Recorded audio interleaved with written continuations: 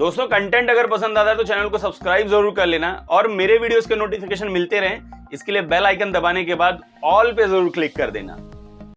तो हेलो दोस्तों, कैसे हैं आप? मैं विवेक सिंह और दोस्तों टेक्नो सर के एक और वीडियो में आपका स्वागत है। विवेक आंसर्स के एक नए एपिसोड में आप सभी का स्वागत है, जहां लेता हूं मैं आपके क्वेश्चंस और देता हूं उनके आंसर्स। अगले एपिसोड में आना है तो नीचे कमेंट सेक्शन में क्वेश्चन लिखे, वहीं से पिक करता हूं अगर आपके क्वेश्चन लगे मुझे यूनिक। चलिए ज़्यादा टाइम वेस्ट नहीं करते हैं, चलते हैं क्वेश्चन आंसर की तरफ। उससे पहले बात करेंगे पिछले हफ्ते के पोल की। मैंने पिछले हफ्ते आपसे पूछा था कि आपके हिसाब से इस टाइम कौन सा ब्रांड सबसे सही काम कर रहा है स्मार्टफोन्स में। तो करीब करीब 8,000 लोगों ने वोट किया है, जिसमें सबसे ज़्यादा स्टार्टिंग में 38 चल रहा था, 38, 39, अभी 37 पे आ गया है। मतलब तो भी 37% मोटो को मिला है। काफ़ी अच्छे काम कर रहा है मेरे हिसाब से भी। चलिए इसके बाद बात करते हैं सैमसंग की। वो है 21% पे, फिर 19% पे शाओमी है। बीबीके इलेक्ट्रॉनिक्स में दो पार्ट्स मैंने किया था, वन प्लस, ओप्पो, रियलमी के साथ 13% पे है, वीवो आईक्यू के साथ 10% पे, क्योंकि आईक्यू के फेवर में बहुत सारे लोग थे तो उन सारे को एक साथ में रख देना मेरे हिसाब से थोड़ा बुरा था। मुझे लगा था कि आईक्यू के फेवर में आएंगे। 10% काफ़ी अच्छा है अगर ये सिर्फ आईक्यू के हिसाब से आए तो। चलिए अच्छी बात है। इसके बाद चलते हैं इस हफ्ते के क्वेश्चन की तरफ। इस हफ्ते का क्वेश्चन है कि अगर आपको चांस मिले अपना ड्रीम फ्लैगशिप लेने के लिए और दो ही ऑप्शन हो आपके पास, सैमसंग S22 अल्ट्रा या फिर आईफोन का जो 13 प्रो मैक्स है या 14 प्रो मैक्स है, जो भी उस टाइम अवेलेबल रहे। अभी 14 प्रो मैक्स लॉन्च होने वाला है, 13 प्रो मैक्स ऑलरेडी आ चुका है। तो दोनों में से कोई अगर एक लेने का मौका मिले तो कौन सा लोगे, या फिर कोई और आपके पास अगर चॉइस है तो आप कमेंट सेक्शन में आके लिख सकते हो, कम्युनिटी सेक्शन में, पोल में जाइए, वहाँ पे जाके पोल कीजिए और बताइए कि आपके हिसाब से आपका ड्रीम फ्लैगशिप दोनों में से कौन सा है या फिर कोई और। चलिए चलते हैं आप क्वेश्चन की तरफ, बहुत टाइम वेस्ट कर लिया। पहला क्वेश्चन आता है ध्रुवा प्रधान की तरफ से। सर iQOO Z6 Pro या iQOO Z5 5G? जिस दिन iQOO Z6 Pro लॉन्च हुआ था उसी दिन मैंने इसके कंपैरिजन में वीडियो बनाया था, दोनों में से ज़्यादा बेटर कौन सा है। हाँ, अगर आप एमोलेड के पीछे जाते हो तो iQOO Z6 Pro की तरफ जा सकते हो। अदरवाइज बाकी सारे फीचर्स अगर कंपेयर करते हो ना तो iQOO Z5 थोड़ा सा अपर हैंड रखता है, एक्चुअली रखता है। चलिए नेक्स्ट क्वेश्चन है राकेश की तरफ से। सैमसंग गैलेक्सी A53s कब लॉन्च होगा? जो भी लीक्स आ रहे हैं, रेंडर्स आ रहे हैं, उसके हिसाब से कहा जा रहा है कि A53s नहीं आएगा, डायरेक्ट A54 आएगा। इसके रेंडर्स भी आ चुके हैं, अगर आप देखना चाहते हो जाके देख सकते हो, नेट पे अवेलेबल है। तो ये जो फोटो दिया है साइड में, यही वाला, तो ऑलरेडी आ चुके हैं। A53s इस बार कहा जा रहा है शायद नहीं आएगा, डायरेक्ट A54 आएगा। कौन सा आएगा देखेंगे, लेकिन लॉन्च मेरे हिसाब से नेक्स्ट ईयर स्टार्ट में, Jan तक पॉसिबली आपको देखने को मिलेगा, Jan तक।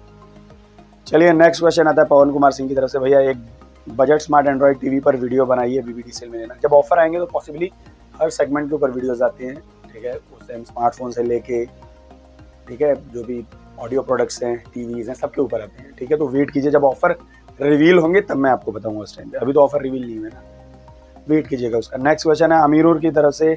सैमसंग गैलेक्सी A52s 20K में आएगा बीबीडी पर? 20K तो मुझे नहीं लगता कि आएगा, अभी तो 28, 29 चल रहा है, ठीक है। ऑफर ला के लास्ट टू लास्ट मेरे ख्याल से 25-26 तक गया हुआ है, एक बार गया था, उसके बाद नहीं आया। फिर मेरे हिसाब से सारे ऑफर ला के आपको ये 25 के नीचे आ जाए तो बड़ी बात होगी। 20 मुझे नहीं लगता कि A52s को सैमसंग लेकर आएगा अभी फिलहाल के टाइम पे। आ गया तो बहुत अच्छी चीज़ है, आई विश किया जाए, बट चांसेस बहुत कम लग रहा है कि उतना कम लेकर आए सैमसंग। बाकी सारे सीरीज़ को लेकर आता है, ए सीरीज़ में थोड़ी सी कंजूसी करता है सैमसंग, क्योंकि उसमें काफ़ी ज़्यादा स्पेक्स ऐड की होती हैं और उनका ऑफलाइन का सेगमेंट है। चलिए नेक्स्ट क्वेश्चन है हरी की तरफ से। सर सेल में कंपनी डायरेक्ट डिस्काउंट क्यों नहीं देते, बिना किसी क्रेडिट कार्ड के? देते हैं ना, ऐसा क्यों कह रहे हो कि नहीं देते? 30,000 का सैमसंग गैलेक्सी M52 था, इस सेल में डायरेक्ट 20,000 में आया था। उसके बाद अगर क्रेडिट कार्ड लगाते तो 18,500 तक का था, तो 10,000 तो कम किया था, ऐसा नहीं कि नहीं किया है। जैसे बहुत सारे ऑफर्स भी आते हैं, उसके साथ क्रेडिट कार्ड भी आता है। तो जब सेल आता है उस टाइम पे दोनों अपने अपने फ़ायदे देखते हैं, ब्रांड भी देखता है एंड उसके साथ साथ बैंक भी देखते हैं।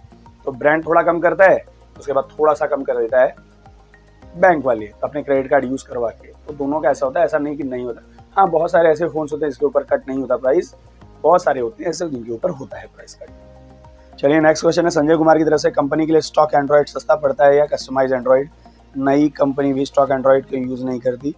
इन्फिनिक्स के अच्छे फ़ोन प्राइस पर लॉन्च करती है, लेकिन कस्टमाइज OS के कारण भी करें। दोनों ऐसा है कि जैसे 5 होटल्स हैं, ठीक है, 5 होटल्स है, पाँचों समझ लो चावल दाल बेच रहे हैं। अब वो किसी से खरीद के बेच रहे हैं चावल दाल, ठीक है, तो गूगल से खरीद के एंड्रॉइड है, ठीक है, स्टॉक एंड्रॉइड वैसा हो गया। अब पांचों होटल अगर एक जैसा चावल दाल बेचेंगे तो ऑब्वियसली सबका बरोबर ही चलेगा, या फिर किसी का थोड़ा खराब हो तो। अब एक होटल वाला है जो उस चावल दाल में थोड़ी सी चटनी डाल के बेच रहा है, ठीक है, एक है जो उसके साथ थोड़ी सी सब्जी डाल के दे रहा है, तो ये दोनों यूनिक हो गए दोनों की चीज़ें। उसके साथ चटनी मिल रहा है, इस होटल के साथ आपको सब्जी मिल रहा है। तो वैसे कस्टमाइज यूआई होते हैं, ये लोग खरीदते गूगल से ही है, मतलब लेते गूगल से ही है। यूआई गूगल से, एंड्रॉइड जो है वो गूगल से ही आता है, ठीक है।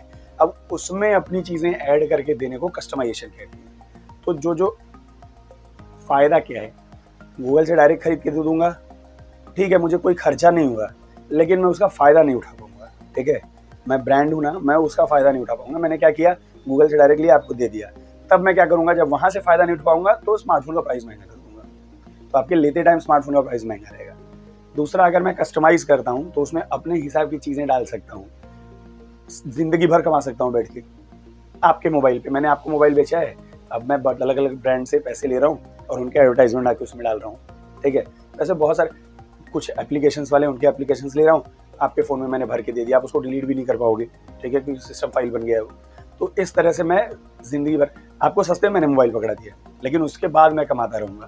तो दोनों अलग अलग ट्रिक्स हैं।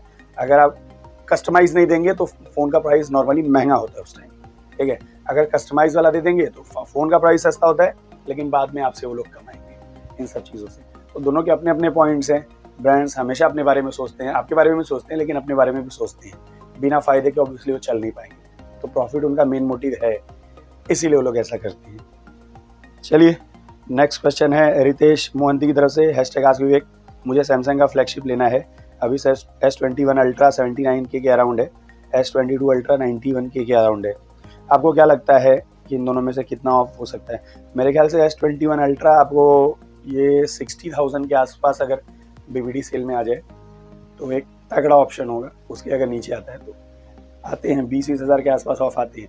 एंड मैं आपको एक बड़ी चीज़ बताऊं कि मैं भी ये दोनों स्मार्टफोन देख रहा हूँ, इन दोनों में से कोई एक अगले सेल में अपने लिए। अभी स्मार्टफोन चेंज करना है, मेरे ख्याल से 2 साल के ऊपर हो गया मुझे, तो मैं भी वेट ही कर रहा हूँ। लेट्स सी, देखते हैं। आप भी वेट करो, मैं भी वेट कर रहा हूँ। मैं इसके बारे में आपको अपडेट करते रहूँगा क्योंकि मैं भी देख रहा हूँ। नेक्स्ट क्वेश्चन है अगर चेंज नहीं हुआ तो एटलस नहीं होना तो नहीं चाहिए। सैमसंग, ये मेरे पास सैमसंग ही लूँगा ज़्यादा चांसेस है 90%।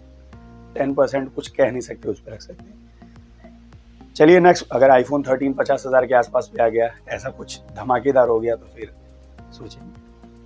नेक्स्ट क्वेश्चन है आशीष पंडित की तरफ से, 120 के बेस्ट फ़ोन बता दो। 120 के आप सेल का वेट कीजिए। स्नैपड्रैगन 778 के साथ OLED पैनल वाले बहुत सारे स्मार्टफोन हैं जो आपको 20,000 के नीचे मिल सकते हैं, जैसे M52 है, ठीक है, Mi 11 Lite NE है।